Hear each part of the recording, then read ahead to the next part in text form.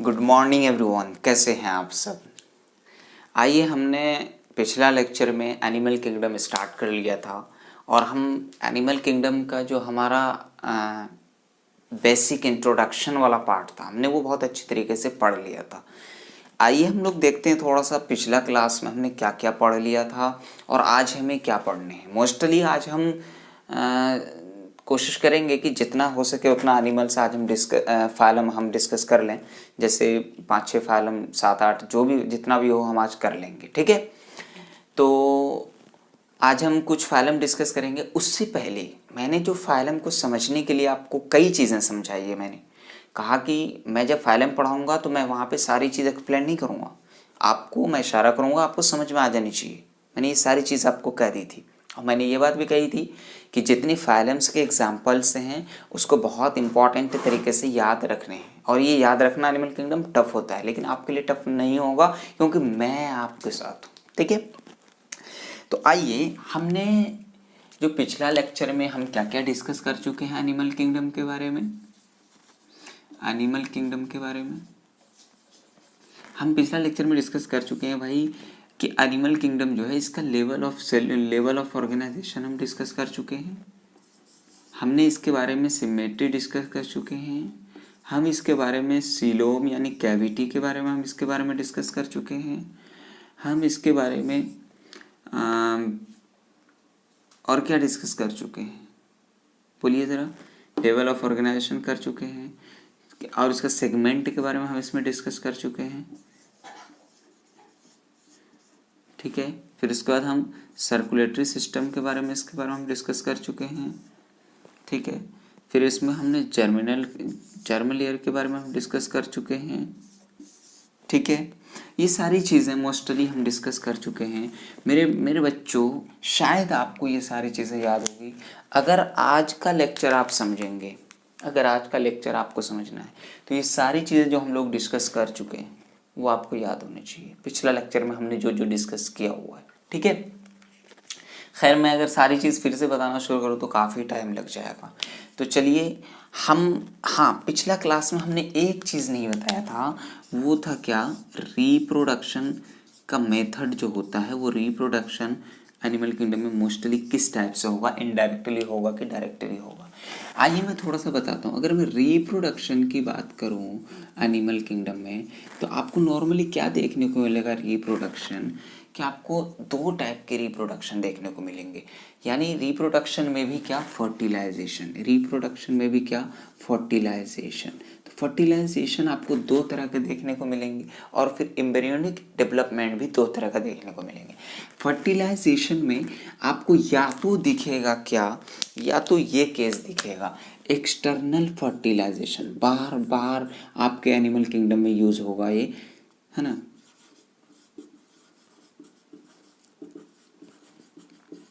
External fertilisation, जब भी मैं ये बोलूँ ना आप समझ जाइएगा कि आउटसाइड द बॉडी फर्टिलाइजेशन होगा। कहाँ होगा, आउटसाइड द बॉडी फर्टिलाइजेशन होगा, तो इसको हम क्या बोलेंगे, एक्सटर्नल फर्टिलाइजेशन। और जब भी मैं आपको ये बोलूँ इंटरनल फर्टिलाइजेशन तो आप क्या समझ जाएंगे कि भाई इनसाइड द बॉडी फर्टिलाइजेशन होगा, तो ये क्या हो जाएगा, internal fertilisation, inside the body, ये क्या हो जाएगा, इंटरनल फर्टिलाइजेशन। समझ में आई बात। नेक्स्ट चीज़ मैं आपको बताऊंगा जो आके मैं बोलने वाला हूँ वो ये कि मैं एम्ब्रियोनिक डेवलपमेंट की बात करूँगा।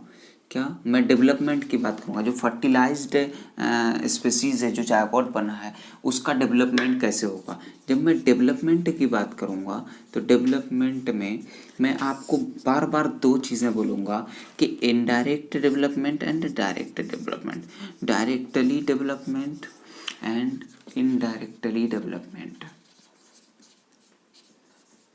Indirectly development. जब भी मैं आपको डायरेक्टली डेवलपमेंट बोलूँगा, जैसे सपोज स्पॉन्ज की हमने बात की तो मैंने बोला कि डायरेक्टली डेवलप करेगा। तो डायरेक्टली जब भी मैं डेवलप करूँगा बोलूँगा तो मतलब जो फर्टिलाइजेशन हुआ है ना, फर्टिलाइजेशन हुआ, इस फर्टिलाइजेशन के बाद अगर डायरेक्ट एक ऑर्गेनिज्म बन गया, ठीक है, तो इसे हम बोलेंगे क्या, डायरेक्ट डेवलपमेंट। अगर मान लीजिए फर्टिलाइजेशन हुआ और फर्टिलाइजेशन होने के बाद लार्वल स्टेज आया और लार्वल स्टेज के बाद एक ऑर्गेनिज्म बना, तो ये हो जाएगा क्या, इनडायरेक्टली डेवलपमेंट। समझ में आई बात। और बाकी एनिमल के केस में जब मेल और एंड फीमेल दोनों स्ट्रक्चर अगर एक ही ऑर्गेनिज्म में पाया जाए, अगर एक ही ऑर्गेनिज्म में पाया जाए तो उसको हम एक टर्म देते हैं जो हम अभी कई बार यूज करेंगे, वो है हर्मैफ्रोडाइट। हर्मैफ्रोडाइट। समझ में आई बात। फिर उसके बाद कुछ टर्म यूज होगा, वो होगा डायोसियस, और मुझे उम्मीद है कि भाई डायोसियस आपको पता होगा। मोनोसियस, ये भी आपको पता ही होगा, है कि नहीं। तो यूनिसेक्सुअल, बायसेक्सुअल, ये सब आपको पता होगा। तो खैर ये सारी चीज़ें। डायोसियस वाला कौन सा केस होता है, बोलिए ज़रा। डायोसियस यानी डायोसियस में मेल अपना सेपरेट और फीमेल स्ट्रक्चर फीमेल में अपना सेपरेट। समझ में आई बात। मोनोसियस का मतलब एक ही ऑर्गेनिज्म में मेल पार्ट भी प्लस फीमेल पार्ट भी। समझ में, ये चीज़ है हमें इनके बारे में पता। तो खैर आइए मैं कोशिश ये करूँगा कि मैं सारे किंगडम को सारे फाइलम को मैं यहाँ पे मेंशन करूँगा, और मैं फिर शॉर्ट में बहुत जितना हो सकेगा मैं शॉर्ट में मेंशन करूँगा, और इसको आपको as it is note down करने, क्या करने हैं, as it is note down करने हैं। ठीक है मेरे बच्चों। तो चलिए मैं इसको मिटाता हूँ और मैं कोशिश करूँगा एक बोर्ड में 2-3 लिखने की, है ना। मैं यहाँ पे उसको ट्राई करता हूँ लिखने की। तो पोरीफेरा, सिलेंट्रेटा, टीनोफोरा, है ना, प्लेटिहेलमिन्थेस, नेमेटिहेलमिन्थेस, एनेलिडा, आर्थ्रोपोडा, मोलस्का, हेमिकोडाटा, कोडाटा, इकानाकोडाटा, है ना, यही सब है। खैर आइए हम आप पढ़ते हैं, ठीक है, सबको एक एक करके। चलिए तो हमारा हेडिंग क्या हो जाएगा, पोरीफेरा। आइए अब हम लोग स्टार्ट करते हैं। पहला phylum Porifera and second phylum Coelenterata, और उसके बाद थर्ड फाइलम टीनोफोरा। इसको हम पढ़ते हैं, फिर हम नेक्स्ट हम लोग देखेंगे, ठीक है। अब आइए हम सबको यहाँ पर जितनी चीज हम आपको बताने वाले हैं वो हम अब विद द एक्सप्लेनेशन नहीं बताने वाले हैं, विद द डिटेल एक्सप्लेनेशन नहीं, क्योंकि हमने आपको पहला लेक्चर जो पढ़ाया था वहां पे मैंने आपको बार बार चीख कर बोला था। क्या बोला था, बोलिए, कि यहाँ पे समझ लो, आगे फाइलम में हम सबको एक्सप्लेन नहीं करेंगे, हम एक एक वर्ड बोलते चले जाएंगे। बोला था। देखिए आज कितना मजा आएगा अगर आपने वो पढ़ लिया ना, इतना मजा आएगा, इतना मजा आएगा कि आप खिल जाएंगे, ठीक है। इधर आइए, पहला फाइलम पोरीफेरा। अच्छा, पोरीफेरा को हमने क्या बोला था, इसको स्पॉन्ज भी कहते हैं। क्या बोलते हैं, स्पॉन्ज, है ना। आइए पहला पॉइंट देखते हैं इसमें, एसिमेट्री। याद कीजिए हमने सिमेट्री पढ़ा था, सिमेट्री हमने एसिमेट्री पढ़ा था, रेडियल सिमेट्री पढ़ा था, बायलैटरल सिमेट्री पढ़ा था। तो उसमें पहला क्या होगा, हमारा पहला पॉइंट, स्पॉन्ज कैसा है, एसिमेट्री है। हैबिटेट कैसा है स्पॉन्ज का यानी पोरीफेरा का, वो कैसा है, एक्वाटिक है। और लेवल कौन सा है भाई, सेलुलर लेवल। याद कीजिए जब मैं आपको लेवल ऑफ ऑर्गेनाइजेशन पढ़ा रहा था तो उस वक्त भी मैंने आपको क्या बोला था कि सेलुलर लेवल ऑर्गेनाइजेशन जिसमें लूज फॉर्म में सेल अरेंज्ड होते हैं, वहां पर एग्जाम्पल हमने दिया था स्पॉन्ज, दिया था। तो वही चीजें सेलुलर लेवल ऑफ ऑर्गेनाइजेशन होगा स्पॉन्ज एंड पोरीफेरा में। अब अगर हम एक डायग्राम की बात करें तो ये कंप्लीट डायग्राम है किसका, स्पॉन्ज का। आप इस डायग्राम की अगर हम बात करें तो आपको कुछ छोटे छोटे माइन्यूट पोर्स आपको दिख रहे होंगे। ये पोर्स, इस पोर्स को हम बोलते हैं ऑस्टिया। क्या बोलते हैं, ऑस्टिया। Very very important.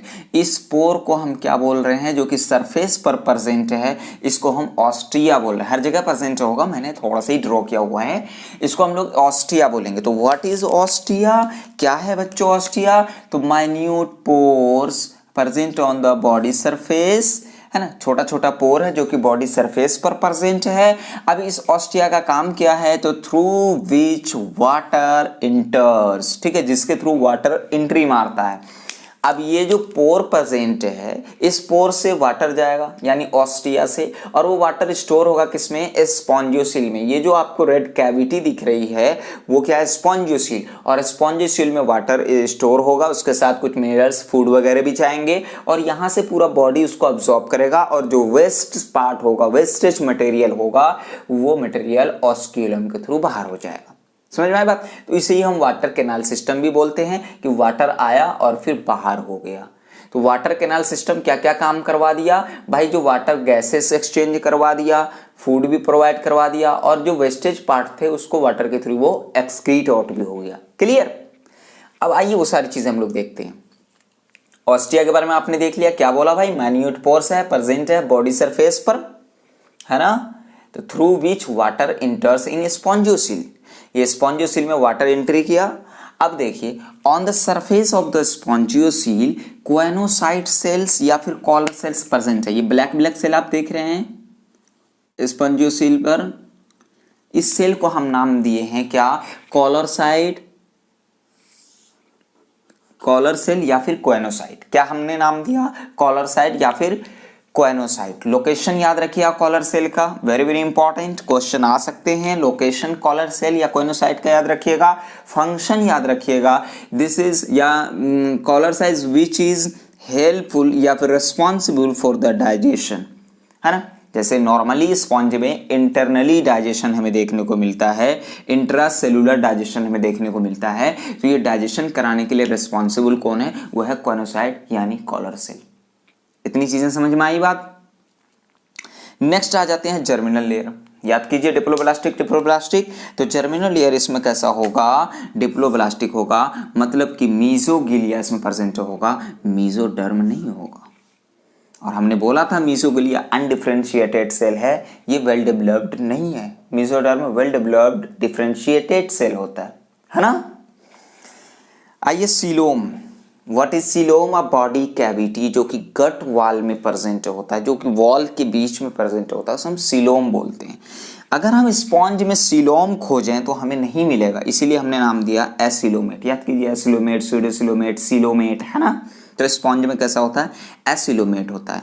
अब इसके पास प्रेजेंट होता है वाटर कैनाल सिस्टम। क्या है, water canal system. What is water canal system, मैंने बोला कि माइन्यूट पोर है, इधर से वाटर एंट्री मारा और फिर वहां पे सारा यूजेज हुआ, यूज होने के बाद जो वेस्टेज पार्ट थे वो फिर वाटर के साथ बाहर हो गया ऑस्क्यूलम के थ्रू। तो व्हाट इज ऑस्क्यूलम, तो wastage part goes out through it, जिसके थ्रू वेस्टेज पार्ट बाहर हो जाते हैं उसको हम क्या बोलते हैं, ऑस्क्यूलम। तो दो पोर है, एक हुआ ऑस्टिया जिसके थ्रू वाटर एंट्री करता है, और एक है ऑस्क्यूलम जिसके थ्रू वाटर बाहर जाता है, यानी वेस्टेज पार्ट बाहर जाता है। तो इसे हम बोलते हैं वाटर कैनाल सिस्टम। तो water canal system present, plus का साइन हम जानते हैं, हमारा ट्रिक है। प्लस का साइन क्या है, प्रेजेंट, माइनस का एब्सेंट, हम लोग जानते हैं बहुत पहले से। तो ये जो वाटर कैनाल सिस्टम है ये क्या क्या परफॉर्म करवाएगा भाई, ये एक्सचेंज ऑफ गैसेस होगा। जो वाटर एंट्री मारा वो क्या क्या काम करवाएगा, exchange of gases and intaking of food, food भी लेगा, फूड भी प्रोवाइड करेगा, और एक्सक्रीशन, एक्सक्रीट आउट भी होगा जो वेस्टेज पार्ट थे। समझ में आया बात। नेक्स्ट हम आ जाते हैं इसमें स्केलेटल की बात करते हैं। इसमें जो स्केलेटन होगा वो स्केलेटन को पूछा जाता है क्वेश्चन कि जो स्पॉन्जिन में स्केलेटन है वो किस चीज का बना होता है, तो आप बोल देंगे स्पाइक्यूल्स या फिर स्पॉन्जिन फाइबर। ठीक है, तो skeleton made up of spicules और spongin fibre, very very important question है, इसलिए मैं स्टार पॉइंट कर रहा हूं। ठीक है, नेक्स्ट आ जाते हैं सेक्स। सेक्स की अगर हम बात करें तो भाई ये यूनिसेक्सुअल होगा या बाइसेक्सुअल होगा, यानी ये हर्मेफ्रोडाइट होगा कि नहीं, तो उस केस में हम बोलते हैं इसको हर्मेफ्रोडाइट। हर्मेफ्रोडाइट हम क्या जानते हैं कि एक बॉडी में अगर मेल और फीमेल दोनों स्ट्रक्चर अगर प्रेजेंट हो तो उसे हम क्या बोलते हैं, हर्मेफ्रोडाइट। क्या बोलते हैं, हर्मेफ्रोडाइट, यानी बाइसेक्सुअल। समझ में आए बात। नेक्स्ट अगर हम रिप्रोडक्शन की बात करें तो रिप्रोडक्शन यानी एक्चुअली फर्टिलाइजेशन की हम बात कर रहे हैं। फर्टिलाइजेशन जो होता है वो इंटरनली होता है। तो फर्टिलाइजेशन इंटरनली और एक्सटर्नली अभी हमने डिस्कस किया है। इंटरनली का मतलब जो फीमेल बॉडी के अंदर हो, या फिर सॉरी ऐसे नॉर्मल बोल दीजिए बॉडी के अंदर हो, नॉर्मली फीमेल बॉडी के अंदर ही होता है, तो उसे हम इंटरनली फर्टिलाइजेशन बोलते हैं। और अगर वो फर्टिलाइजेशन के बाद डायरेक्ट वो डेवलप हो रहा हो तो उसे हम क्या बोलते हैं, डायरेक्ट डेवलपमेंट, और अगर उसमें लार्वल स्टेज आ रहा हो तो उसे हम इनडायरेक्ट डेवलपमेंट बोलते हैं। तो reproduction internally and indirectly development, indirectly development का मतलब इसमें लार्वल स्टेज जो क्या है, एब्सेंट है, एल एब्सेंट मतलब larval stage absent. Next example very very important, animal kingdom में सबसे ज्यादा इंपॉर्टेंट अगर कुछ है तो वो एग्जाम्पल है। एक दिन छोड़ दो, दूसरा या तीसरा दिन आपको याद नहीं रहेगा, क्योंकि एक एक फाइलम में आपके 3 3 4 4 5 5 एग्जाम्पल हैं और आपको याद रखने ही पड़ेंगे। ठीक है, डायरेक्ट पूछा जाएगा कि ये एग्जाम्पल ऊपर में दे देगा और कहेगा how many examples related to the phylum Platyhelminthes and you have to collect. अब आपको उसमें से कलेक्ट करना है कौन कौन प्लेटीहेल्मिंथेस के एग्जाम्पल है, कितनी इंपॉर्टेंट है। ठीक है, तो अब आइए साइकॉन जिसको हम लोग सैफा बोलते हैं, और स्पॉन्जिला जिसको हम लोग फ्रेश वाटर स्पॉन्ज बोलते हैं, और यू स्पॉन्जिया जिसको हम लोग बाथ स्पॉन्ज बोलते हैं। याद क्या रखना है, साइकॉन याद क्या रखना है, स्पॉन्जिला याद क्या रखना है, यू स्पॉन्ज। याद ये भी रख सकते हैं साइफा और फ्रेश वाटर स्पॉन्ज, स्पॉन्जिला को हम लोग बोलते हैं यू स्पॉन्ज, ट्रू स्पॉन्ज जिसको हम लोग बाथ स्पॉन्ज हम लोग बोलते हैं। Very very important. ठीक है, तो बेटा हमने अभी तक क्या पढ़ लिया, हमें याद क्या रखना है। पढ़ तो हमने सारी दुनिया ली कि भाई फाइलम पोरीफेरा एसिमेट्री होता है, एक्वाटिक होता है, सेलुलर लेवल ऑर्गेनाइजेशन होता है, फिर उसके बाद इसमें 2 पोर होते हैं, ऑस्क्यूलम ऑस्टिया, ऑस्टिया बॉडी के सरफेस पे छोटा छोटा पोर होता है जिससे वाटर एंट्री मारता है, और वहाँ पे वाटर उसमें मिनरल न्यूट्रिशन और गैसेस एक्सचेंजेस एक्सक्रीशन वगैरह सब होता है। जो एक्सक्रीट आउट होगा वो ऑस्क्यूलम के थ्रू होगा। फिर उसका जो स्पॉन्जोसिल कैविटी होती है जिसमें वाटर स्टोर होता है, उसके सरफेस पर कुछ सेल प्रेजेंट होते हैं जिसको हम लोग कॉलर सेल या फिर कॉर्नोसाइट सेल बोलते हैं। सेल रिस्पॉन्सिबल होता है फॉर द डाइजेशन, यानी इंट्रासेलुलर डाइजेशन जो होगा उसके लिए। ठीक है, फिर हमने बात की जर्मिनल लेयर डिप्लोब्लास्टिक होता है, फिर हमने सीलोम की बात की एसिलोमेट होता है, फिर हमने स्केलेटन की बात की स्पॉन्जी स्पैक्यूल का बना होता है, फिर हमने सेक्स हर्माफ्रोडाइट की बात की, फिर हमने रिप्रोडक्शन फर्टिलाइजेशन इंटरनली की बात की, इनडायरेक्ट डेवलपमेंट की बात की, है ना, फिर हमने कुछ एग्जाम्पल देखे। क्लियर है। अब आपसे पोरीफेरा के बारे में मैं बोलूं, या फिर मैंने आपको 5 नंबर का क्वेश्चन दे दिया एक्सप्लेन पोरीफेरा, तो आप क्या बता देंगे सारी चीज़ें। मैंने यहाँ पे लैंग्वेजेस नहीं बढ़ाया है, मैं चाहता तो मैं यहाँ पे बोल सकता था कि स्पॉन्ज या habitat of sponge is mostly aquatic, ये वो मैं बहुत सारी इड़ान तुड़ान अगड़म बगड़म लिख सकता था। मैं लिख सकता था cellular level of organisations in sponge, ये इतना लंबा चौड़ा लिख सकता। फिर मैं बोल सकता था ostia minute pores which is several numbers of pores present on the body surface which is the help to the transportation of water, the inter spongiocoels, है ना, which carry gases substances and digested substances, क्या क्या बोल सकता था मैं पूरा लंबा। लेकिन आपको समझना है, अगर आपके दिमाग में समझ में आ गए ना एनिमल किंगडम, तो आप क्या करेंगे, आराम से आपकी जुबानें हिलती जाएगी और आपके पेन चलते जाएंगे। अगर समझ में नहीं आया तो पेन ही नहीं हिलेगा, है ना, तो इसीलिए समझना बहुत इंपॉर्टेंट है। ठीक है, नेक्स्ट फाइलम की बात करें मेरे प्यारे बच्चों, वो है हमारा सीलेंट्रेटा। क्या है, सीलेंट्रेटा। सीलेंट्रेटा को हम लोग बोलते हैं निडेरिया। क्या बोलते हैं, निडेरिया। कोई भी इसको सिनिडेरिया नहीं बोलेगा, कोई भी इसको सिनिडेरिया, जैसे आप पेटेरिडोफाटा, कोई भी इसको पेटेरिडोफाटा नहीं बोलेगा, क्या बोलेगा, टेरिडोफाटा। तो अब इसको कोई भी सिनिडेरिया नहीं बोलेगा, क्या बोलेगा, निडेरिया। अच्छा, पहले सीलेंट्रेटा की बात करें तो इसको हम लोग निडेरिया बोलते हैं। निडेरिया वर्ड जो है ये डिराइव्ड हुआ है फ्रॉम नीडोब्लास्ट या फिर नीडोसाइट्स। ठीक है, क्या, निडेरिया डिराइव्ड फ्रॉम नीडोब्लास्ट या फिर नीडोसाइट्स। इतनी चीजें क्लियर है, काफी इंपॉर्टेंट है। इस निडेरिया जो आपने बोला, Cnidaria word derived from cnidoblast and cnidocytes. ठीक है, अब ये नीडोब्लास्ट और नीडोसाइट्स जो है हैव स्टिंगिंग कैप्सूल्स, इसके पास एक स्टिंगिंग कैप्सूल्स होता है। आप अगर एनसीईआरटी पढ़ेंगे तो वहां पर आप देखेंगे इस टाइप का स्ट्रक्चर प्रेजेंट होता है। ये देखिए ऐसा स्ट्रक्चर आपको वहां पे दिख रहा होगा एनसीईआरटी में। ठीक है, ऐसा कुछ स्ट्रक्चर दिख रहा होगा जिसको हम स्टिंगिंग कैप्सूल बोल रहे हैं, है है ना, हैव स्टिंगिंग कैप्सूल, उसको हमने नाम दिया हुआ है निमेटोसाइट। वेरी वेरी इंपॉर्टेंट, क्या नाम दिया हुआ है? निमेटोसाइट। तो अब आप यहाँ पे थोड़ा सा समझिए कि निडेरिया वर्ड नीडोब्लास्ट नीडोसाइट से ड्राइव किया गया है, जिसके पास एक कैप्सूल लाइक स्ट्रक्चर है जिसको हम लोग निमेडोसाइट बोलते हैं।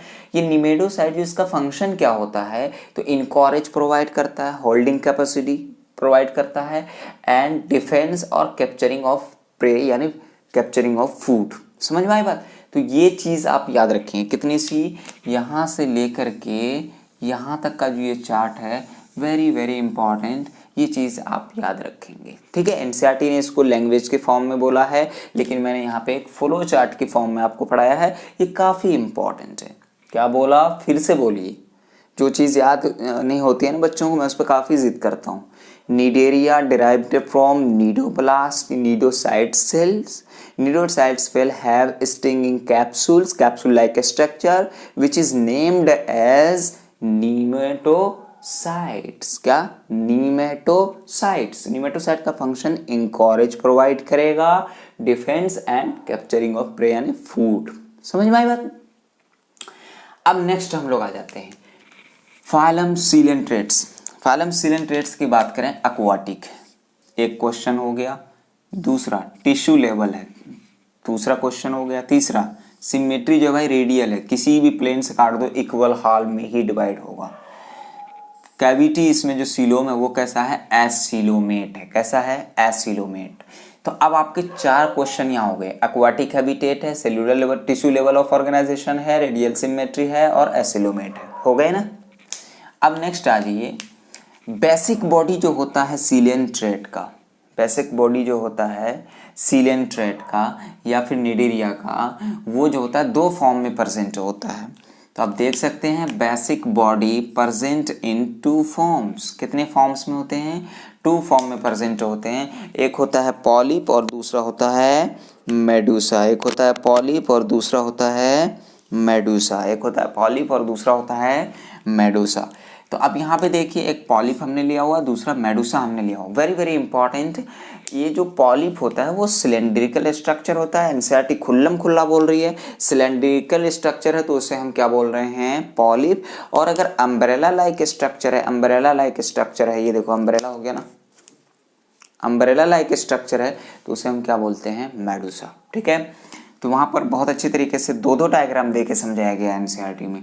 तो इसके बारे में पहला पॉइंट सिलेंड्रिकल होता है और दूसरा स्टेशनरी है। क्या है ये? स्टेशनरी, एक ही जगह प्रेजेंट होता है, एक जगह से दूसरी जगह मूव नहीं करता है। नेक्स्ट के केस में हम देखें, ये अम्ब्रेला शेप का होता है और फ्री स्विमिंग स्टेज है। समझ में आई बात? इसमें फर्क क्या है? ये स्टेशनरी और ये फ्री स्विमिंग स्टेज है। ये सिलेंड्रिकल, ये अम्ब्रेला लाइक स्ट्रक्चर है। ठीक है, पॉलिप और मेडूसा में डिफरेंस आपने देख लिया। ठीक है, अब आज ये हम यहाँ पे एक डायग्राम ड्रॉ किए हुए हैं, ये पॉलिप का, और ये डायग्राम हमने अम्ब्रेला लाइक स्ट्रक्चर मेडूसा का हमने ड्रॉ किया हुआ है। पॉलिप का जो डायग्राम हमने ड्रॉ किया है, इस पॉलिप के अंदर एक कैविटी होती है बीच में। इस कैविटी को हम नाम देते हैं गैस्ट्रोवेस्कुलर कैविटी। क्या बोलते हैं? Gastrovascular cavity. ठीक है, अब इसके की बात करें, ये जो ऊपर के पार्ट हैं, तो हम बोल सकते हैं इसको हम लोग हाइपोस्टोम बोलते हैं। तो इसको क्या बोलते हैं? हाइपोस्टोम। तो मॉथ ऑन हाइपोस्टोम, ये याद रखिएगा, moth on hypostome cavity, gastrovascular cavity. ठीक है, नेक्स्ट जो कुछ ऑर्गेनिज्म है, जैसे ओबेलिया की बात करें, सीलेंट्रेटा में ओबेलिया जो होता है उसमें दोनों फॉर्म प्रेजेंट होता है।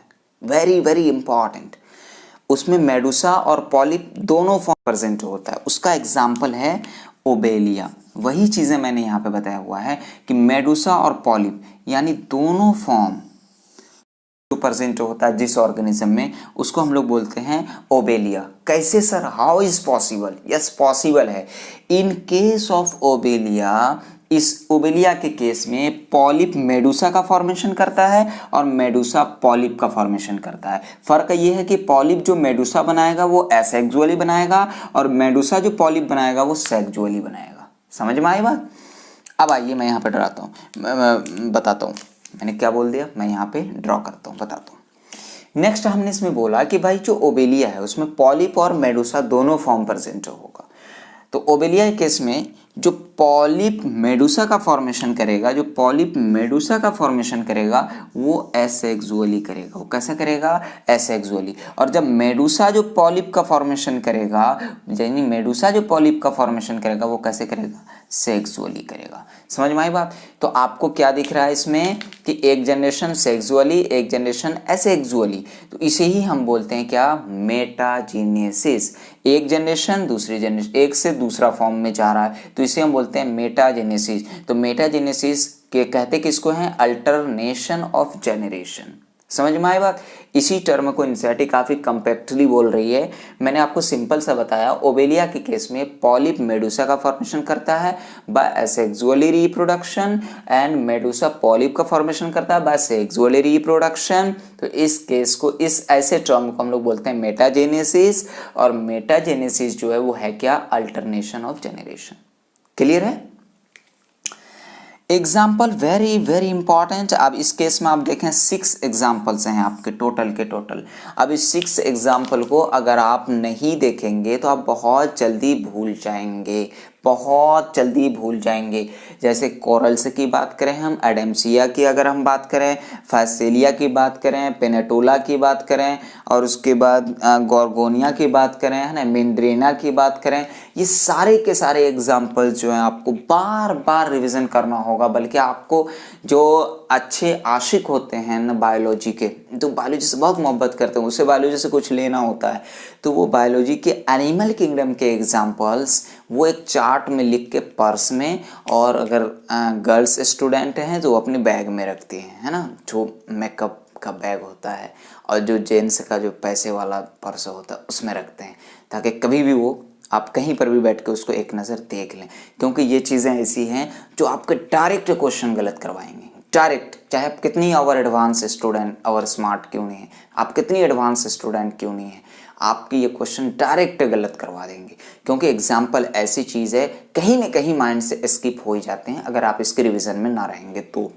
ठीक है, एग्जाम्पल इसका है कोरल्स। कोरल्स को हम लोग यहाँ पर इसकी बात करें, कोरल्स में बात, इसका जो एक्सोस्केलेटन होता है कोरल्स का, जैसे ये लीजिए कोरल्स है, कोरल्स का जो एक्सोस्केलेटन होता है वो मेडअप होता है किसका? कैल्शियम बारकार्बोनेट का। किसका? कैल्शियम यानी CaCO3 का। और ये जो इसका फिर यूज़ हो जाता है किसमें? मार्बल्स एंड ज्वेलरीज ETC में। तो कोरल सी केस में मैंने बताया कि इसका जो एक्सोस्केलेटन है वो मेडअप होता है CaCO3 कैल्शियम बाइकार्बोनेट का, और इसका यूज जो हो जाता है वो मार्बल्स और ज्वेलरीज में। समझ में आई बात? नेक्स्ट हम लोग फैसेलिया की बात करें तो इसको पर्टिक्यूज मैन ऑफ वार कहा जाता है। क्या कहा जाता है? पर्टिक्यूज मैन ऑफ वार। नेक्स्ट की बात करें एडेम्सिया, एडेम्सिया को हम लोग सी एनिमोन कहते हैं, और पेनेटुला को हम लोग सी पेन कहते हैं, और गॉर्गिया को हम लोग सी फैन कहते हैं, और मेंड्रेना को हम लोग ब्रेन कोरल कहते हैं। बहुत बहुत इंपॉर्टेंट, ये चीज़ तो आपको याद होनी ही चाहिए। अगर ये याद रख सकें तो बहुत अच्छा, क्योंकि कभी कभी क्वेश्चन में ये दे करके ये पूछ लेते हैं कि which of the following is known as sea fan, तो आपको ये याद होनी चाहिए गॉर्गोनिया। समझ में आई बात? तो ये था हमारा क्या? सीलेंट्रेटा। आपको एज इट इज नोट्स बनाने हैं, एज इट इज। अगर मैं कभी भी आपको नोट से लेके बुलाऊं तो मुझे ऐसे एज इट इज दिखनी चाहिए, है ना, क्योंकि ये चीज आपको याद रखनी है। Next phylum Ctenophora. अगर यकीन नहीं हो रहा तो एक बार पढ़ के देखना एनसीईआरटी, मजा आ जाएगा। अभी पढ़ना जो फाइलम मैंने नहीं पढ़ाया, जैसे मैंने एस्केलेमेंथिस नहीं पढ़ाया, आप उसको पढ़ के देखना, और फिर उसके बाद मैंने जो पढ़ा दिया उसको पढ़ के देखना। अगर जन्नत की फीलिंग ना आए तो बताना, ठीक है। फाइलम की अगर हम बात करें मेरे बच्चों, टीनोफोरा, अब हम स्टार्ट कर रहे हैं। टीनोफोरा को हम लोग सी वॉलनट्स एंड कॉम्बेजेली बोलते हैं। क्या बोलते हैं? Sea walnut and comb jelly. हमने इस केस को स्पॉन्ज बोला, इस केस को हमने निडेरिया बोला, इस केस को हमने सी वॉलनट और कॉम्बेजेलीज बोला। क्लियर? किसको? टीनोफोरा को। तो हम किस पर आ गए? पापा, एक तो प्रोटोजोआ था उसे पढ़ना ही नहीं था, पापा यानी पोरीफेरा पर आ गए, और चाचा को हम पढ़ रहे हैं, ठीक है। उसके बाद पनाह को पढ़ेंगे, उसके बाद महक को पढ़ेंगे, ठीक है। अब इधर आइए मेरे बच्चों, अगर मैं टीनोफोरा की बात करूं तो टीनोफोरा जो होते हैं वो एक्वाटिक होते हैं, एक क्वेश्चन। एसिलोमेट होते हैं, 2 क्वेश्चन। रेडियल सिमेट्री होती है 3 क्वेश्चन, डिप्लोब्लास्टिक होते हैं 4 question, tissue level of organisation होते हैं 5 क्वेश्चन, वेरी वेरी इंपॉर्टेंट है स्मॉलेस्ट फाइलम है 6 क्वेश्चन। तो एक लाइन में 6 क्वेश्चन हैं। अब आपको याद कैसे रखने हैं सोच लीजिए। सारी चीज़ हमने समझा रखा है। एक्वाटिक जानते ही हैं, सिलुमेट क्या होता है, रेडियल सिमेट्री क्या होता है, डिप्लोब्लास्टिक क्या होता है, टिश्यू लेवल क्या होता है, स्मॉलेस्ट फाइलम क्या होता है। अब एक चीज़ मैं बता दूं, ये जो स्ट्रक्चर है इसको हम लोग बोलते हैं 8 ciliated comb plates.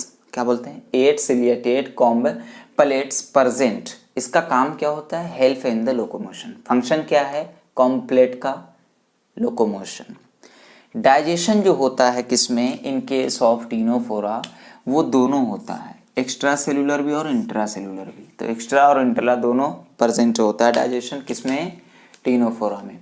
Next Ctenophora के पास एक ऐसी कैपेसिटी है जो आपके 11 फाइलम में से किसी के पास नहीं है। वो प्रॉपर्टी का नाम है बायोलुमिनेसेंस प्रॉपर्टी। तो they have bioluminescence property. What is bioluminescence property? Simple word में बोलिए, लाइट इमिटिंग प्रॉपर्टी। जो लाइट इमिट करते हैं अपने से, ऐसा लगता है उससे लाइट जनरेट हो रही है, ठीक है। तो लाइट इमिटिंग प्रॉपर्टी किसके पास? टीनोफोरा के पास। सेक्स आर नॉट सेपरेटेड, मतलब बाइसेक्सुअल हर्माफ्रोडाइट वाला केस। रिप्रोडक्शन एक्सटर्नली होगा, मतलब आउट ऑफ द बॉडी, ठीक है। और डेवलपमेंट जो होगा वो डायरेक्ट और इनडायरेक्ट दोनों हो सकता है। मे भी पॉसिबल है कि लार्वल स्टेज आ जाए, मे भी पॉसिबल है लार्वल स्टेज ना आए। Example very very important, Ctenoplana, next Pleurobrachia. Direct example याद रखने हैं। अभी तक हमने क्या क्या एग्जाम्पल याद रख लिया? साइकॉन, स्पॉन्जिया, यूस्पॉन्ज, है ना, बात स्पॉन्ज ये हमने देख लिया। फिर हमने क्या क्या देख लिया बोलिए ज़रा? कोरल्स हमने देख लिया, एडम्सिया हमने देख लिया, फाइसेलिया हमने देख लिया, फिर उसका पेनाटूला हमने देख लिया, फिर उसके बाद जॉर्जिया हमने देख लिया, फिर उसके बाद मैंड्रीना हमने देख लिया। किसका? टीनोफोरा केस में। सिलेंट्रेटा केस में हमने 2 ही देखा है, वो है टीनोपलेना एंड पोलिरोब्रैकिया। एग्जाम्पल बहुत इंपॉर्टेंट है, ठीक है। तो आइए अब हम नेक्स्ट कुछ फाइलम है हमारे, वो है प्लेटीहेलिमिन्थीस एंड नेमेटहेलिमिन्थीस, जिसको हम लोग एस्केलिमिन्थीस भी बोलते हैं। वो सारी चीज़ें अब हम लोग देखते हैं, ठीक है। मैं कोशिश कर रहा हूँ आज के 3 फाइलम तो हमारे हो गए, 4-5 फाइलम एक क्लास में पढ़ा दे तो थोड़ा इजी हो जाएगा, है ना। तो पहले इसको आप बहुत प्यार से स्क्रीनशॉट लें और इसको ड्रॉ करें, ठीक है। इसको पूरे के पूरे छापें। चलिए अब रफ कर दूं। तो अब आइए, अब हम क्या देखते हैं? 4th नंबर का फाइलम वो है प्लेटीहेलमिन्थीस। क्या है? प्लेटीहेलमिन्थीस, ठीक है। फिर हम 5th नंबर का देखेंगे एस्केलिमिन्थीस, जिसको हम नेमेटहेलिमिन्थीस भी बोलते हैं, और फिर एनेलिडा। मतलब आज हम 6 फाइलम टोटल पढ़ लेंगे, है ना, 11 में से। फिर हमारे पास जो 4-5 बचेगा उसमें से जो लास्ट वाला कॉर्डेट होगा, कॉर्डेटा, वो थोड़ा सा लंबा चौड़ा है तो उसको फिर देखेंगे, है ना। तो खैर फाइलम प्लेटीहेलमिन्थीस की बात करें तो बच्चों इसको पहला नाम, इसको क्या नाम, कॉमन नेम इसका क्या है? Flat warm. क्या बोलेंगे इसको? Flat warm. अच्छा, फ्लैट है मतलब चिपटा हुआ फ्लैट है तो इसलिए फ्लैट वॉर्म बोला। और डोर्सली भी और वेंट्रली भी, यानी पीछे से भी और आगे से भी, दोनों तरफ से वो फ्लैट दिखता है, इसलिए उसको हम लोग क्या बोलते हैं? Flat worm. तो डोर्सो वेंट्रली फ्लैटेंड बॉडी, इसका बॉडी कैसा होता है? Dorso ventrally flattened body. Next, mostly endoparasites, ठीक है। हम एक बात बोल रहे हैं, पारासाइटिक होता है, ठीक है। पारासाइटिक में भी 2 होते हैं, एक्सोपारासाइटिक, एंडोपारासाइटिक। आपके एनसीईआरटी बोलिए एंडोपारासाइटिक, तो वही चीज़ है, मोस्टली एंडोपारासाइटिक। जो एंडोपारासाइटिक ऑर्गेनिज्म है उसके पास 2 स्ट्रक्चर होगा, एक स्ट्रक्चर हुक होगा और दूसरा स्ट्रक्चर सकिंग होगा। जो हुक स्ट्रक्चर होगा वो अटैचमेंट के लिए होगा बॉडी पर। जैसे मान लीजिए वो हमारे बॉडी पर आया तो हुक किया, मतलब अटैच किया, फिर उसके बाद जो स्ट्रक्चर उसका सकर है उससे क्या करेगा? वो सक करेगा, ठीक है। तो हुक जो होगा for attachment to the body and sucker जो होगा for the intaking nourishment. Clear है? बहुत बहुत इंपॉर्टेंट है कि भाई हुक किस काम के लिए होता है, फॉर द अटैचमेंट, और सकर जो है वो किस काम के लिए होता है, for the taking nourishment. Clear? इसकी सिमेट्री की अगर हम बात करें तो बायलेटरली होगा, मतलब सिर्फ वर्टिकल प्लेन से ही आप इसको two equal left and right के आइडेंटिकल हाल्फ में आप डिवाइड कर सकते हैं। समझ में आई बात? याद आया? तो कैसा होगा? बायलेटरली। एसिलोमेट होगा, मतलब इसमें कोई सिलोम नहीं होगा। ऑर्गेन लेवल ऑफ ऑर्गेनाइजेशन होगा, और ट्रिप्रोब्लास्टिक होगा, यानी इसके पास क्या मेसोडर्म जो होगा वो वेल डेवलप्ड होगा। क्लियर है? नेक्स्ट, हैव स्पेशलाइज्ड सेल, इसके पास जो होता है ऑस्मो रेगुलेशन के लिए और एक्सक्रीशन के लिए एक स्पेशल सेल प्रेजेंट होता है which is named as flame cell या फिर सोलेनोसाइट सेल। तो उसी चीज़ को हम यहाँ पे देख रहे हैं, क्या कि हैव स्पेशलाइज्ड सेल, उसको हम बोलेंगे फ्लैम सेल। क्वेश्चन आ चुका है, बहुत इंपॉर्टेंट है। फ्लैम सेल एंड सोलेनोसाइट सेल, तो आपसे पूछा जाएगा कि who is the responsible for the osmo regulation in Platyhelminthes, तो आपका एग्जांपल फ्लैम से सोलेनोसाइट सेल चला जाएगा। ठीक है? तो ये एक्चुअल में है क्या? एक स्पेशलाइज्ड सेल है, प्रेजेंट होता है प्लेटीहेल्मिन्थेस में, उसको हम लोग फ्लैम सेल और सोलेनोसाइट सेल बोलते हैं। और इसका काम क्या होता है? Help in osmo regulation and excretion, exchange of gases और एक्सक्रीशन में रोल अदा करेगा कौन? सोलेनोसाइट सेल। क्लियर है? नेक्स्ट, हम इसके सेक्सेस पार्ट की बात करें तो ये हर्माफ्रोडाइट होता है, यानी कि they don't have separate sex, यानी सेक्स आर नॉट सेपरेटेड, यानी सेक्स आर नॉट सेपरेटेड। ठीक है? उसे हम क्या बोलते हैं? हर्माफ्रोडाइट।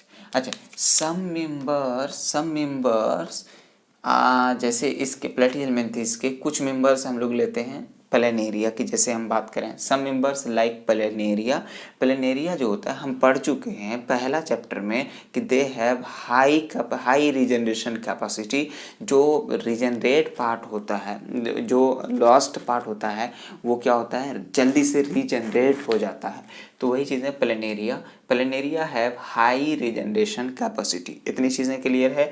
नेक्स्ट, रिप्रोडक्शन की बात करें तो फर्टिलाइजेशन इंटरनली होगा, यानी कि बॉडी के अंदर होगा, और डेवलपमेंट जो होगा वो इनडायरेक्टली होगा। इनडायरेक्टली का मतलब बहुत सारे इसमें लार्वल स्टेजेस आएंगे। समझ में आई बात? तो वही चीज़ें मैंने यहाँ पे लिखा हुआ है कि रिप्रोडक्शन यानी फर्टिलाइजेशन जो होगा वो इंटरनली होगा, और डेवलपमेंट जो होगा वो इनडायरेक्टली होगा, मतलब बहुत सारे लार्वल स्टेजेस होंगे। क्लियर है?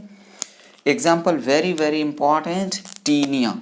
क्या? टीनिया, TAENIA, टीनिया, इसको हम लोग टैपवर्म भी बोलते हैं, और फैसियोला इसको हम लोग लिवर फ्लूक बोलते हैं। क्लियर है? तो बच्चों, हमें प्लेटीहेल्मिन्थेस से क्या याद रखना है? फ्लैट वर्म कहते हैं, फ्लैट एंड बॉडी होता है, इसलिए हम इसको फ्लैट वर्म बोलते हैं। मोस्टली इंडोपैरासिटिक होता है, तो हुक जो होता है वो इसके पैर का काम करता है, और सकर जो होता है वो मौत का काम करता है, यानी नॉरिशमेंट लेने का काम करता है। बायलेटरली सिमेट्रिकल है, और एसिलोमेट है, ऑर्गन लेवल ऑफ ऑर्गेनाइजेशन है, ट्रिप्रोब्लास्टिक है, यानी मेसोडर्म इसमें वेल डेवलप्ड है। इसके पास एक स्पेशलाइज्ड सेल होता है for osmoregulation and excretion known as flame cell या फिर सोलेनोसाइट सेल। और हर्माफ्रोडाइट है, मतलब सेक्स आर नॉट सेपरेटेड। और सम मेंबर्स जैसे प्लेनेरिया, उसके पास हाई रीजनरेशन कैपेसिटी होती है, रिप्रोडक्शन फर्टिलाइजेशन इंटरनल होता है, और development indirect in many larval stages. और टीनिया जो है एग्जाम्पल याद रखिएगा, फ्लैट टैपवर्म, और उसका फैसियोला जिसको हम लोग फ्लूक लिवर फ्लूक बोलते हैं। क्लियर है? नेक्स्ट हम लोग आ जाते हैं बच्चों एस्केहेलिमेंथेस पर। एस्केहेलिमेंथेस को हम लोग नेमेटेलिमेंथेस भी बोलते हैं। एस्केहेलिमेंथेस को हम लोग राउंड वर्म बोलते हैं। क्या बोलते हैं? Round worm. जब हम 12th में पहुंचेंगे तो वहाँ पे हम लोग डिजीज़ पढ़ेंगे, वोचरेरिया, राउंड वर्म, एस्केहेलिमेंथेस के बारे में। तो वहाँ पर जब हम पढ़ेंगे तो खुरदुरा टाइप का हो जाता है ना, सूख जाता है, स्किन खाज-वाज होने लगता है। वहाँ पर हम लोग 12th में ह्यूमन हेल्थ एंड डिजीज़ में पढ़ेंगे। तो पारासाइटिक इन नेचर होता है, ये भी कैसा है? पारासाइटिक इन नेचर, और ट्रिप्रोब्लास्टिक होता है, बायलेटरली सिमेट्रिकल होता है। सिमेट्री इसमें कैसा होता है? पैरासाइटिक होता है, एक क्वेश्चन। ट्रिप्लोब्लास्टिक होता है, 2 क्वेश्चन। बायलैटरल सिमेट्री होता है, और ऑर्गन लेवल ऑफ ऑर्गेनाइजेशन होता है, और सीडोसिलोमेट होता है, यानी they don't have any coelom, यानी इसके पास किसी भी टाइप का सीलोम यानी कैविटी नहीं है। नेक्स्ट, हैव मस्कुलर फेरिंग्स, ठीक है। Excretory organs absent, excretory organ absent है तो भाई एक्सक्रीशन कैसे होगा, तो इंस्टीड दिस, यानी एक्सक्रीटरी ऑर्गन की जगह पे एक्सक्रीटरी पोर प्रेजेंट होता है, जो कि रेस्पॉन्सिबल होता है फॉर द एक्सक्रेशन। डाइजेशन जो होता है बच्चों, वो होता है इंट्रासेलुलर। कैसा होता है डाइजेशन, इंट्रासेलुलर होता है। और यूनिसेक्सुअल की हम बात करें, यूनिसेक्सुअल यानी नॉट हेर्माफ्रोडाइट होता है। ये जो एस्के एलिमेंट्स होते हैं, डाइजेशन इंट्रासेलुलर, और इसमें जो सेक्स स्ट्रक्चर की हम बात करें वो होता है यूनिसेक्सुअल। सेक्स ऑर्गन स्ट्रक्चर की बात करें यूनिसेक्सुअल होता है, यानी नॉट हेर्माफ्रोडाइट, इसमें ये हेर्माफ्रोडाइट नहीं होता, और डायशियस कंडीशन में होता है। मतलब male and females are distinct, यानी सिर्फ या तो मेल ही कंटेन होगा उस बॉडी में, मेल ही स्ट्रक्चर, या फिर फीमेल ही रिप्रोडक्टिव स्ट्रक्चर होगा, ठीक है। तो हम लोग यूनिसेक्सुअल, बाइसेक्सुअल ये सब तो अच्छी तरह जानते हैं, मोनोसियस, डायोसियस, है ना, हेर्माफ्रोडाइट वगैरह जानते हैं अच्छी तरीके से। बच्चों हम रिप्रोडक्शन की बात करें तो रिप्रोडक्शन जो होगा इसमें किसमें, नेमेटोहेलिमिंथेस में, वो फर्टिलाइजेशन उसमें इंटरनली होगा, फर्टिलाइजेशन इंटरनली बॉडी के अंदर होगा, और डेवलपमेंट जो होगा वो डायरेक्टली और इनडायरेक्टली दोनों होगा। इतनी चीज़ें क्लियर है। नेक्स्ट एग्जाम्पल की अगर हम बात करें, वेरी वेरी इंपॉर्टेंट, देखिए मैं बार बार बोल रहा हूँ कि एग्जाम्पल्स आपको परेशान करेंगे, एग्जाम्पल्स को आप परेशान करिए, एग्जाम्पल आपको परेशान करेगा तो मुश्किल हो जाएगा। एग्जाम्पल को आप परेशान कीजिए ताकि एग्जाम्पल आपको पीछे पड़ जाए, आपको याद रहे, ठीक है। तो एग्जाम्पल याद करने के लिए आपको मैंने सही तरीका बताया हुआ है, कैसे बहुत बार देखना पड़ेगा, बार बार रिविज़न करते रहिए, ठीक है। एग्जाम्पल है एस्कैरिस, एस्कैरिस को हम लोग राउंड वर्म बोलते हैं, और वुचरेरिया, वुचरेरिया को हम लोग फिलेरियर वर्म बोलते हैं, और एनसाइलोस्टोमा, एनसाइलोस्टोमा को हुक वर्म बोलते हैं। वेरी वेरी इंपॉर्टेंट है। आवा, आवा जावा की है ना एक सॉन्ग, तो इसका हो जाता है क्या, आवा, क्या हो जाता है, आवा। तो मतलब एस्कैरिस और वुचरेरिया और एनसाइलोस्टोमा। हम आपको लास्ट में सबका एग्जाम्पल याद करने के लिए एक ट्रिक देंगे, क्या देंगे, एक ट्रिक देंगे, लेकिन उससे पहले आप अपनी अच्छी ट्रिक अगर बना सकते हैं तो बना लें, अदरवाइज मैं लास्ट में एक ट्रिक दूंगा सबका एग्जाम्पल याद करने के लिए, ताकि आपका क्वेश्चन गलत ना हो, ठीक है। मैंने बोला है कि आपका क्वेश्चन डायरेक्ट गलत हो जाएगा, मैंने यूं ही डरा दिया है। आप याद करें, पहले तो नाम आपकी ज़ुबान पे आने चाहिए, ताकि आपको कहीं इशारा करें कोई ट्रिक के थ्रू तो आपको फ़ौरन याद आ जाए, है ना।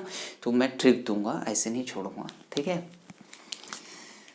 नेक्स्ट बच्चों हम आ जाते हैं एनेलिडा पर। एनेलिडा, एनेलिडा वर्ड जो ये डिराइव हुआ है एक लैटिन वर्ड से, उसको बोलते हैं एनुलस, एनुलस वर्ड से। कौन से वर्ड से, एनुलस वर्ड से। ये एनुलस वर्ड्स का मीनिंग क्या होता है पता है, लिटिल रिंग। क्या होता है इसका मीनिंग, लिटिल रिंग। तो इसमें सेगमेंट टाइप का कुछ पाया जाता है ना, तो इसीलिए इसको हम लोग एनेलिडा हम लोग बोलते हैं, ठीक है। ये जो होता है बच्चों वो एक्वाटिक होता है और ट्रिप्लोब्लास्टिक होता है और बायलेटरली सिमेट्रिक, बल्कि एक्वाटिक और टेरेस्ट्रियल दोनों होता है, एक्वाटिक भी होता है एज वेल एज टेरेस्ट्रियल भी होता है। तो aquatic, triploblastic, bilateral and organ system level of organisation and coelomate and terrestrial, हाँ है ना, एक्वाटिक एंड टेरेस्ट्रियल आल्सो, मैंने भी यहाँ पे भी लिखा हुआ है, टेरेस्ट्रियल भी होता है, एक्वाटिक भी होता है, ठीक है। सारे के सारे क्वेश्चन है, एक क्वेश्चन है, 2 क्वेश्चन है, 3 क्वेश्चन है, 4 क्वेश्चन, 5 क्वेश्चन, 6 क्वेश्चन, इस टाइप से आपको याद रखने हैं डायरेक्ट। नेक्स्ट, आप जो यहाँ पे एक बॉडी देख रहे हैं एनेलिडा का, इसमें आपको ऐसा लग रहा है कि ये एक जो लकीरें हमने फाड़ी है वो बॉडी को डिवाइड कर रही है। यस, ऐसे ही स्ट्रक्चर को हमने बोला था मेटामॉरिज्म, जो कि इंटरनली और एक्सटर्नली दोनों पार्ट को डिवाइड कर दे एक सेगमेंट में, उसे हमने क्या बोला था, मेटामर्स। और ऐसे ही प्रोसेस को हम बोलते हैं मेटामेरिज्म। समझो, एक सेगमेंट, 2 सेगमेंट, 3 सेगमेंट, ठीक है, यही प्रोसेस क्या है, मेटामेरिज्म। अब एक चीज़ याद रखिएगा, जो इसके पास जो ऑस्मोरेगुलेटरी ऑर्गन या फिर एक्सक्रीटरी ऑर्गन है वो है नेफ्रेडिया। वेरी वेरी इंपॉर्टेंट, कई बार क्वेश्चन में आ चुका है। क्या 5 स्टार कर दूं तो भी कम है कि भाई एनेलिडा के केस में ऑस्मोरेगुलेटरी ऑर्गन और या फिर एक्सक्रीटरी ऑर्गन कौन है, तो आप याद रखिएगा नेफ्रेडिया। थ्रू नेफ्रेडिया ही ऑस्मोरेगुलेशन और एक्सक्रीशन होता है। नेक्स्ट लोकोमोटरी ऑर्गन की अगर हम बात करें तो लोकोमोटरी ऑर्गन होता है इसमें पैरामोडिया। ये पैरामोडिया जो होता है ये बना होता है लॉन्गिट्यूडनल एंड सर्कुलर मसल्स का, ठीक है, very very important. Locomotory organ कौन है बच्चों?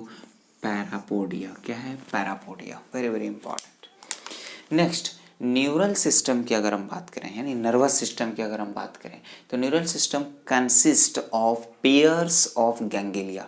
गैंग्लिया सेल का बना हुआ होता है, ठीक है, पेयर्स ऑफ गैंग्लिया। यही रिस्पॉन्सिबल होता है for the message to the nervous system. तो गैंग्लिया जो होता है, पेयर्स ऑफ गैंग्लिया, गैंग्लियन इसका सिंगुलर फॉर्म है, तो गैंग्लिया जो होता है वो रिस्पॉन्सिबल होता है for the message, responsible for the message to the nervous system, ठीक है। ये चीज़ समझ में आई। अब नेरीज की हम बात करें, ये एक तरह का एक्सेप्शन है ऑफ एनेलिडा, एक्सेप्शन है एनेलिडा का। ये नेरीज स्पेसीज जो है ये डायोशियस होते हैं। डायोशियस का मतलब ये होता है कि ये या तो मेल स्ट्रक्चर इसमें पाया जाता है या फिर फीमेल स्ट्रक्चर इसमें पाया जाएगा, ठीक है। ये एक्सेप्शन याद रखिएगा। नेरीज जो है, नेरीज ये कैसे होते हैं? डायोशियस होते हैं। But earthworm and leches, earthworm और लीचेस आर बायसेक्सुअल यानी मोनोशियस होते हैं। समझ में आई बात? Hermaphrodite condition.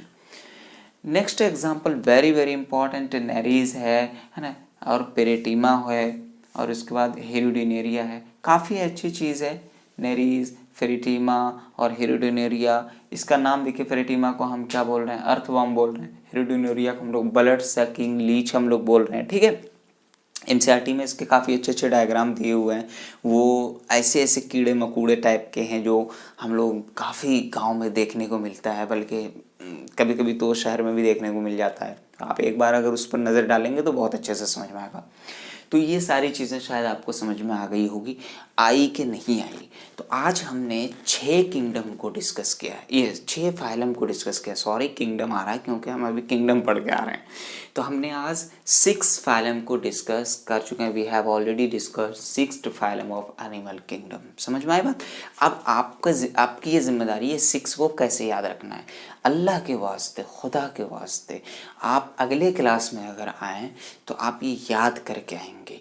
कम से कम इतनी चीज़ तो आप समझ के आएंगे जितनी चीज़ मैंने समझा दी है, और कुछ स्पेशल सेल्स, स्पेशल स्ट्रक्चर्स जो सब में डिफरेंट है वो चीज़ आप याद रखेंगे। जैसे अभी तक पलेटी हेलमिन्थेस में सबसे स्पेशल क्या है कि स्पेशल सेल फ्लैम सेल आया है जिसको हमने सोलेनोसाइट बोला। अभी तक इसके केस में क्या आया है सबसे स्पेशल चीज़, इसमें एक्सक्रीटरी ऑर्गन एब्सेंट है, उसकी जगह में क्या है ना, एक्सक्रीटरी पोर है। सपोज जब मैं समझा रहा हूँ, एनेलिडा में सबसे स्पेशल चीज़ क्या आई है जो सबसे डिफरेंट है, वो नेफ्रीडिया पैरापोडिया आया है ना, मेटामेरिज्म आया है। तो ये जो काफ़ी नई नई चीज़ मिल रही है, जब आप कंपेयर करके पढ़ रहे हैं सारे फाइलम को, तो उसको आप नोट करें, उसको आप याद रखें, क्योंकि यही आपके क्वेश्चंस होते हैं, ठीक है। तो चलिए आज हम लोग यहीं तक रखते हैं, फिर मिलते हैं हम लोग नेक्स्ट लेक्चर में। Okay bye.